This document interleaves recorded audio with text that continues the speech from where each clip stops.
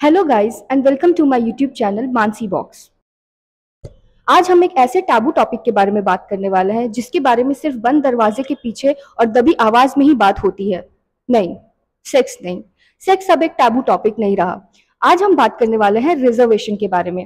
तो रिसेंटली मैंने एक वीडियो बनाया था, this is the reason why I would never want to appear for NEET PG, and उसमें से one of the reasons was reservation in NEET PG. And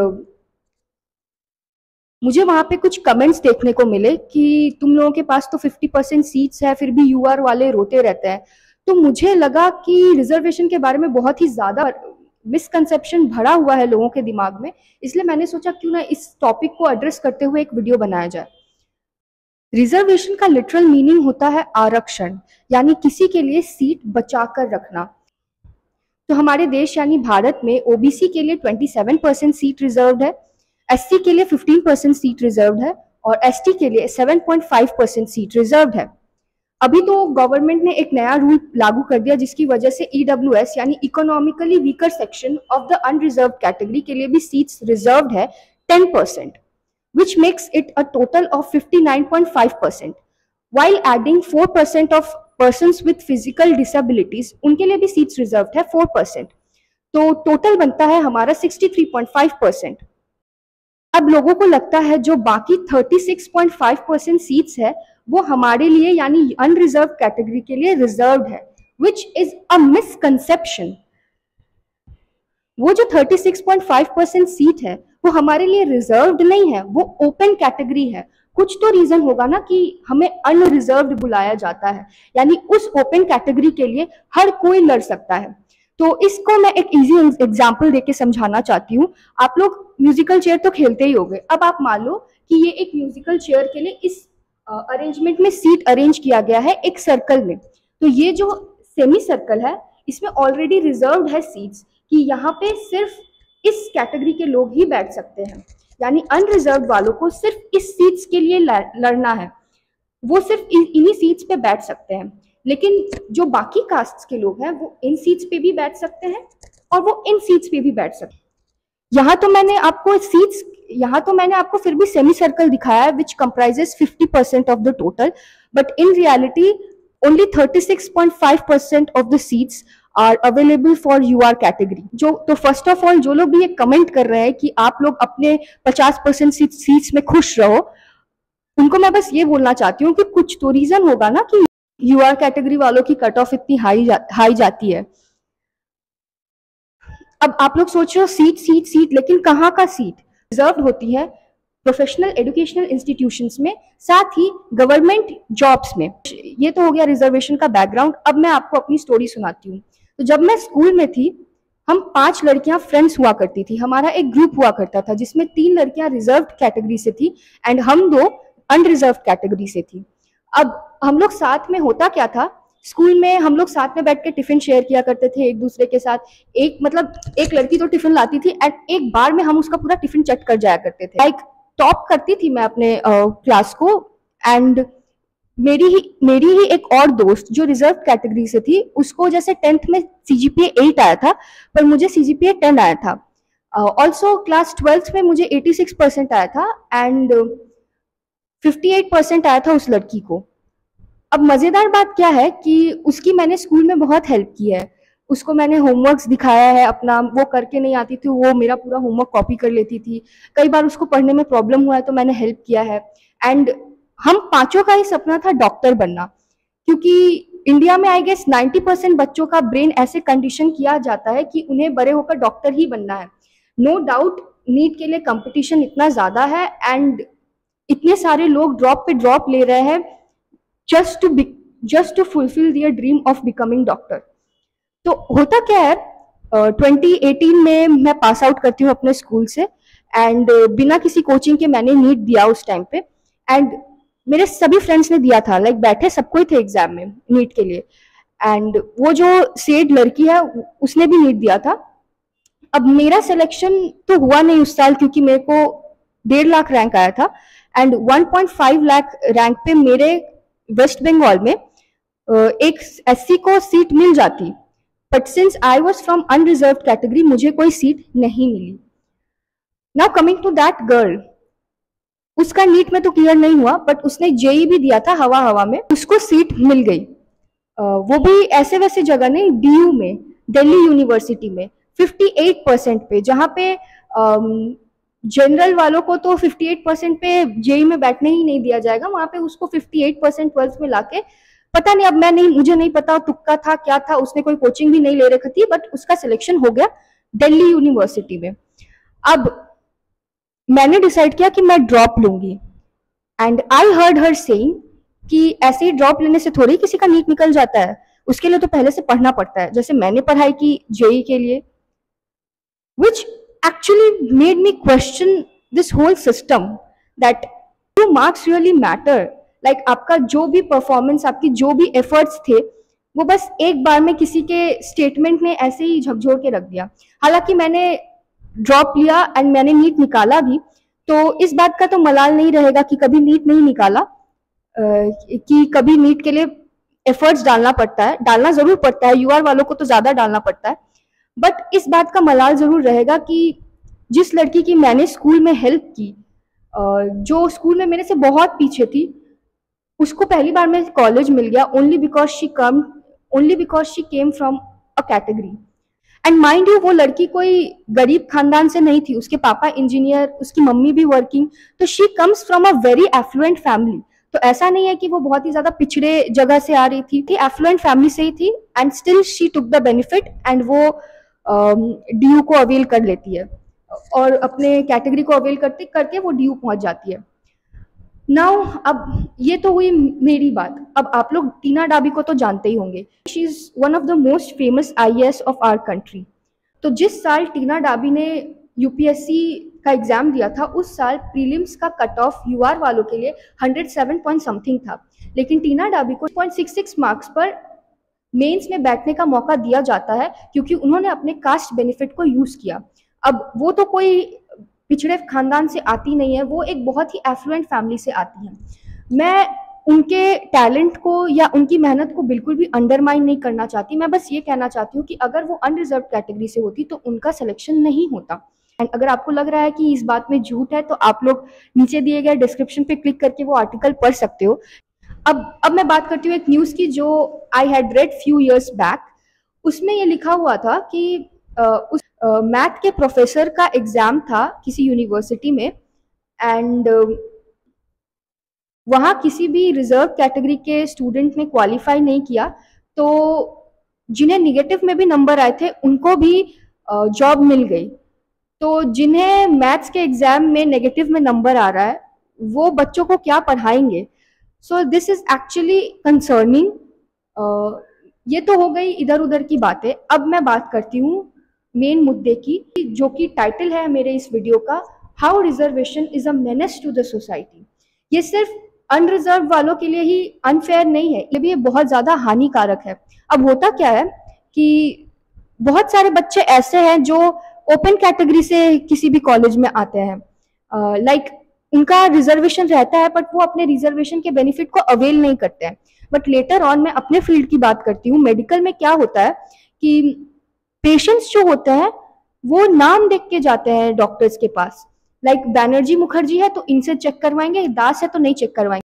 हो सकता है कि जो दास है वो मुखर्जी से बेटर डॉक्टर हो, पर लोग सरनेम की वजह से कि नहीं इसका तो शायद कोटा होगा, तो वो लोग अनरिजर्व वालों के पास चले जाते हैं। मेरा जो कमेंट सेक्शन है उस पर किसी ने तो हाईलाइट किया कि अनरिजर्व वाले तो फेक सर्टिफिकेट बना के रिजर्व वालों की सीट छीन रहे हैं। ये भी गलत है, ये भी बहुत ज्यादा गलत है। इनफैक्ट मेरे कॉलेज में ही हुआ था, एक लड़का वो अनरिजर्व कैटेगरी से एडमिशन लेता है, जबकि ही वाज अ ब्राह्मण। के बारे में लोगों को पता भी चल गया, एंड फिर उसको कॉलेज से निकाल दिया। Now he is disbarred from appearing in any of the exams conducted by the governing body, conducted by NTA. उसके ऊपर शायद लीगल एक्शंस भी लिया जाएगा। But again coming to this problem, ये सारे जो भी प्रॉब्लम्स है वो हो भी तो रहा है रिजर्वेशन के लिए in the first place. Now I agree कि हम लोग ये बोल रहे हैं अनफेयर अनफेयर, पर अनफेयर तो उनके भी साथ हुआ था ना। लाइक फ्यू इयर्स बैक हमारे पूर्वजों ने उनके साथ बहुत ही ज्यादा डिस्क्रिमिनेशन किया था। उन्हें साथ में बैठने नहीं देते थे, उन्हें सेम कुएं से पानी नहीं पीने देते थे। बहुत ही ज्यादा अत्याचार हुआ है उन पर, जिसकी वजह से हम लोग उस चीज का भुगतान कर रहे हैं। अब जैसे ये तो होता ही है, अगर आपके दादाजी ने कर्ज लिया हुआ है और वो कर्ज बिना सधाए मर गए, तो जो लोन शार्क्स होता है वो आपके पिताजी के पास आएंगे। अगर वो भी नहीं सधा पाए तो फिर वो आपके पास आएंगे। तो हमारे साथ भी यही हो रहा है, हम भी कर्ज ही सधा रहे हैं अपने पूर्वजों का। क्या इससे कास्ट कास्ट सिस्टम इंडिया में खत्म हो गया? बिल्कुल भी नहीं। मैं आज भी गांव जाती हूँ तो मैं अपने मैं लोगों को ऐसे ही बिहेव करते हुए देखती हूँ, कास्ट के बेसिस पे डिस्क्रिमिनेट करते हुए।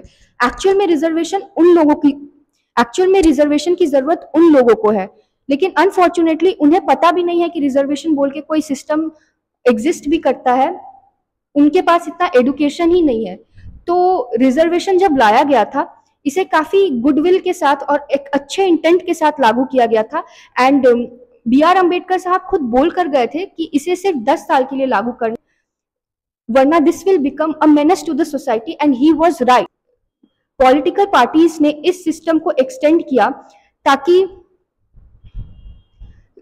ताकि उनका पॉलिटिकल करियर चलता रहे। उन्हें भी पता है जब तक रिजर्वेशन रहेगा तब तक इंडिया में कास्ट सिस्टम भी बरकरार रहेगा, क्योंकि रिजर्वेशन का सिस्टम ही कास्ट बेस्ड है। तो आप कास्ट सिस्टम रिजर्वेशन से तो खत्म कर ही नहीं सकते। एंड इसमें पॉलिटिकल पार्टीज का क्या फायदा है, क्योंकि इंडिया में पॉलिटिक्स कास्ट बेस्ड ही चलती है कि इस रीजन में भूमिहार है तो यहाँ से एक भूमिहार कैंडिडेट खड़ा होगा, यहाँ पे दलित है तो यहाँ से दलित कैंडिडेट खड़ा होगा, यहाँ पे ट्राइब्स है तो यहाँ पे किसी ट्राइबल आदमी को ही खड़ा करते हैं। तो ब्रिटिश तो इंडिया छोड़ के गए, लेकिन अपनी पॉलिसीज भी इंडिया में छोड़ के गए। डिवाइड एंड रूल का जो फंडा है वो हमारी पॉलिटिकल पार्टीज बहुत ही अच्छे तरीके से उसको मिल कर रही हैं, एंड यही रीजन है कि वो अभी तक रिजर्वेशन को हटा नहीं रही है। अब I would like to draw your attention to a recent movies trailer that I have watched, Dhadak 2। पता नहीं आप लोगों ने शायद देखा ही होगा उसको, जो भी सैयारा मूवी देखने गए होंगे धड़क 2 का ट्रेलर दिखाया ही होगा, जबरदस्ती तुम लोगों के आंख में ठूसा ही होगा। मैं नहीं गई थी सैयारा देखने, बाय द वे। तो उसमें दिखाया जाता है कि एक लड़का जो छोटे कास्ट से है, उसे उसके इंस्टीट्यूशन के टीचर्स उस पर कीचड़ फेंक रहे हैं, उसे जलील कर रहे हैं।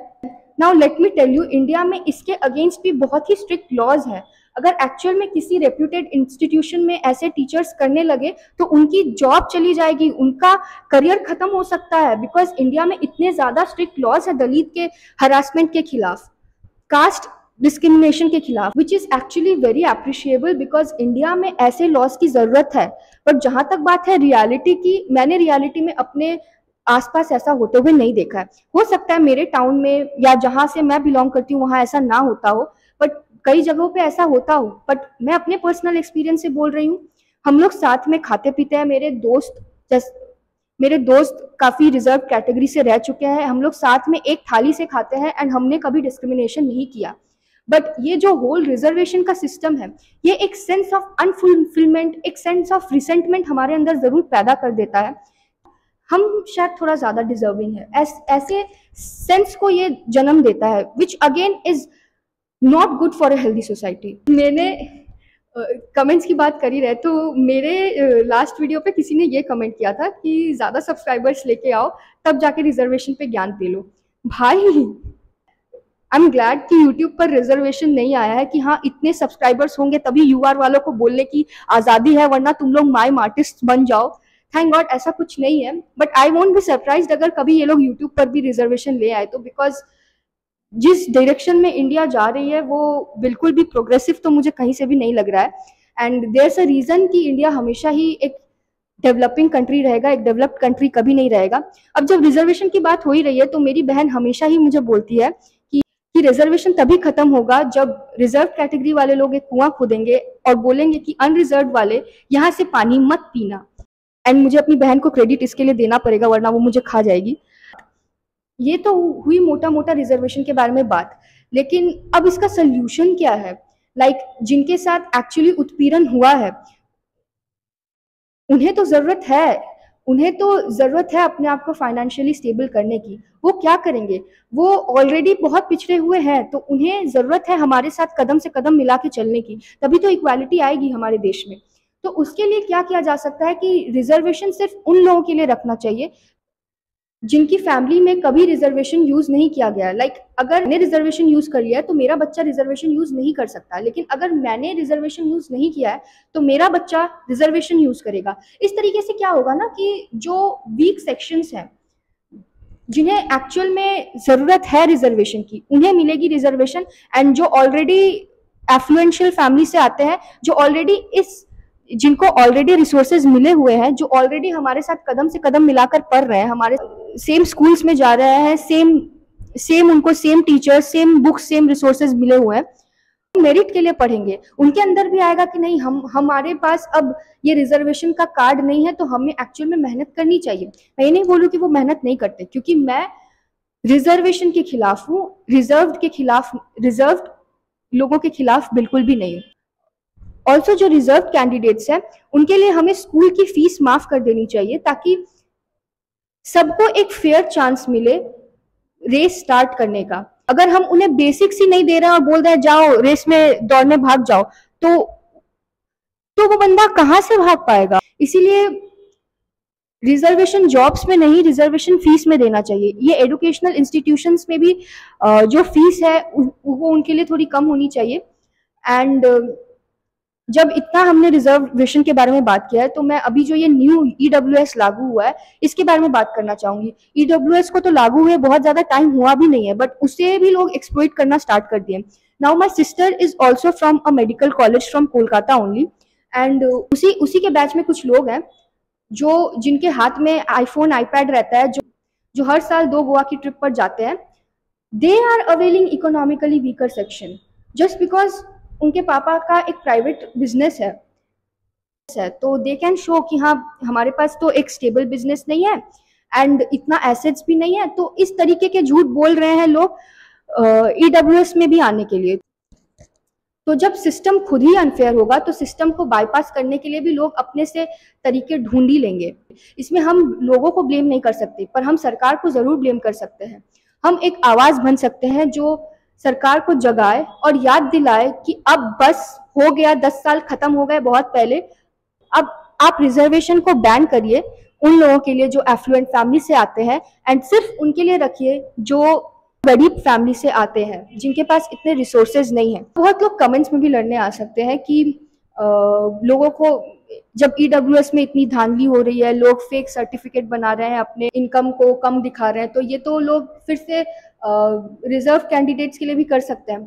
तो इसके लिए एक उपाय सिंपल है कि there should be only 1 reservation per family. मैंने जैसा पहले बोला, मैंने अवेल कर लिया तो मेरे बच्चे उसको अवेल नहीं कर सकते। इससे क्या होगा, जिसने भी एक बार फैमिली में रिजर्वेशन ले लिया है एंड उसको गवर्नमेंट की नौकरी मिल गई है, ही और she is going to be stable. आज के डेट में किसी को भी गवर्नमेंट जॉब मिल रही है तो that person gets enough resources to fund his और हर फैमिली। हाँ, अब आप लोग बोल सकते हैं कि हर गवर्नमेंट जॉब में इतना पैसा नहीं होता है। I agree. तो प्रोफेशनल सेक्शन के लिए सीट अलग रखे एंड गवर्नमेंट जॉब्स जो है नॉर्मल, उन्हें अलग रखे। आपके पास 2 ऑप्शन है, या तो अगर किसी रिजर्व कैंडिडेट ने गवर्नमेंट जॉब की सीट पाई है बट वो किसी प्रोफेशनल लाइन में नहीं गया, तो उसके बच्चे प्रोफेशनल लाइन में जा सकते हैं, बट दैट्स इट। इससे आगे अगर आप रिजर्वेशन दोगे तो वो सिर्फ और सिर्फ एक्सप्लॉइट होने वाला है एंड हम हाथ पर हाथ धरे बैठे रह जाएंगे। So that's it for today's video. अगर आपको ये वीडियो अच्छी लगी हो तो प्लीज इसे लाइक करिए, मेरे चैनल को सब्सक्राइब करिए, बिकॉज आई हैव डिसाइडेड कि मैं इसी तरीके से अपने POVs रखूंगी। साथ में पैरोडीज भी मैं डालते रहूंगी, क्योंकि मैं नहीं चाहती कि मेरा चैनल एक सीरियस चैनल बन के आए, बिकॉज मैं बहुत ज़्यादा मस्तीखोर हूँ एंड मैं मस्तीखोरी ही प्रमोट करना चाहती हूँ अपने चैनल पे। तो मौज मस्ती तो चलते रहेगी मेरे चैनल पे, बट साथ ही मेरे बहुत सारे POVs है इस सोसाइटी को लेके, जो मैंने 25 सालों में सीखा है या जो भी मैंने ऑब्जर्व किया है, मैं वो सब भी आपके साथ शेयर करूंगी। एंड आप मेरा कमेंट सेक्शन तो खुला ही हुआ है। विदाउट बीइंग डिसरेस्पेक्टफुल आप अपने ओपिनियंस लिख सकते हो एंड एक हेल्दी डिस्कशन बना सकते हो इस कमेंट सेक्शन को। So thank you and see you in the next video. Bye bye.